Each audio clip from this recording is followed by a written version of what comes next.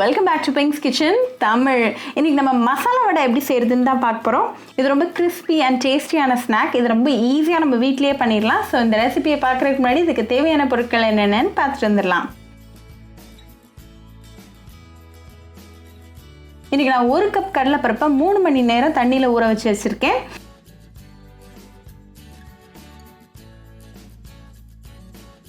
இப்போ தண்ணி ஃபுல்லாக ரிமூவ் பண்ணிவிட்டு இதை ஒரு மிக்ஸி ஜாருக்கு மாற்றிடலாம். இது கூட 2 பல்லு பூண்டு, ஒரு சின்ன துண்டு இஞ்சி சேர்த்துடலாம். அப்புறமா ஒரு 6 காஞ்ச மிளகா, ஒரு அரை டீஸ்பூன் சோம்பு சேர்த்துட்டு இதை நல்லா கொரன்னு அரைச்சி எடுத்துடலாம். இப்போ நல்லா அரைச்சி ரெடியாக இருக்குது. ஸோ இதை ஒரு மிக்சிங் பவுலுக்கு மாற்றிடலாம்.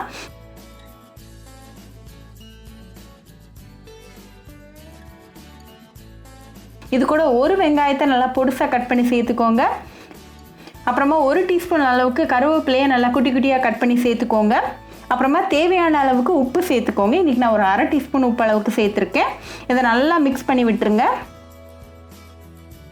கையில் நல்லா எண்ணெய் தடவிட்டு ஒரு சின்ன போர்ஷனாக எடுத்து நல்லா ஸ்மூத் பாலாக பிடிச்சிருங்க.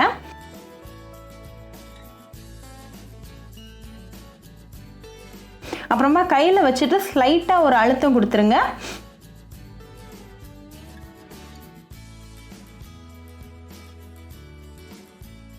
இப்போ இந்த மாதிரி பண்ணி எல்லாத்தையும் ரெடியாக வச்சுக்கலாம்.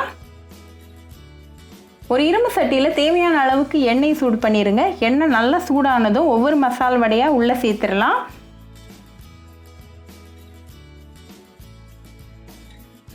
ஃப்ளேமை மீடியமில் வச்சு ஃப்ரை பண்ணுங்கள். ஒரு சைடு நல்லா பொரிஞ்சதும் அடுத்த சைடு திருப்பி போடுங்க.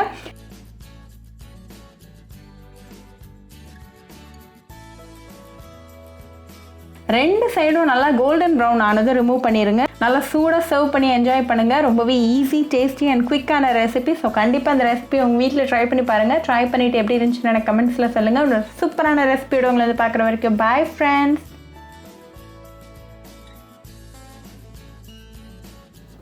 உங்களுக்கு இந்த வீடியோ பிடிச்சிருந்தா பிங்க்ஸ் கிச்சன் தமிழுக்கு லைக் பண்ணுங்கள், ஷேர் பண்ணுங்கள், கமெண்ட் பண்ணுங்கள் அண்ட் மறக்காமல் சப்ஸ்கிரைப் பண்ணுங்கள். கூடவே பெல் ஐக்கானையும் கிளிக் பண்ணிக்கோங்க. அப்போ தான் நான் போடுற வீடியோஸ் எல்லாம் உங்கள் நோட்டிஃபிகேஷனில் வரும். உங்களுக்கு ரெசிபிஸ் இங்கிலீஷில் பார்க்கணும்னா பிங்க்ஸ் கிச்சன் சேனலில் பாருங்கள்.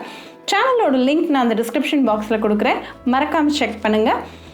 இன்னொரு இன்ட்ரெஸ்டிங்கான ரெசிபியோட உங்களை பார்க்க வர வரைக்கும் பாய் ஃப்ரெண்ட்ஸ்.